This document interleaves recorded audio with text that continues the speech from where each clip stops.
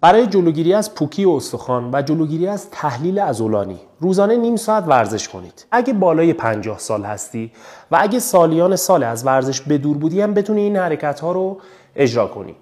حرکت اول هاینی یا همون زانو بالا، حالت مبتدی. حرکت دوم جامپینگ جک، به این شکل، حالت مبتدی. ایر اسکوات، نیمه بالا. تا این حد، پایین‌تر نمیاییم. نیمه بالا، بالا. مونتن کلایمر، شکم کوهنوردی. دست‌ها بالاتر از سطح بدن. خیلی آهسته. پای راست، پای چپ. نی پولین. 1 1 2 پوشاپ. برای اینکه زانوتون اذیت نشه میتونید از یه حوله استفاده کنید. زیر زانو به این حالت.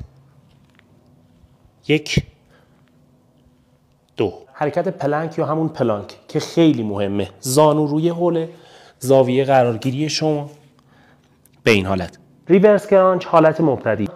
پای مقابل 90 درجه تا نزدیکی زمین، 90 درجه تا نزدیکی زمین. حرکت بعد کیک بک، حوله زیر زانو، انقباض آهسته پایین، انقباض آهسته پایین. و حرکت پایانی حرکت کف ریس. فاصله پاها 20 تا 30 سانتی متر، بالا انقباض آهسته پایین.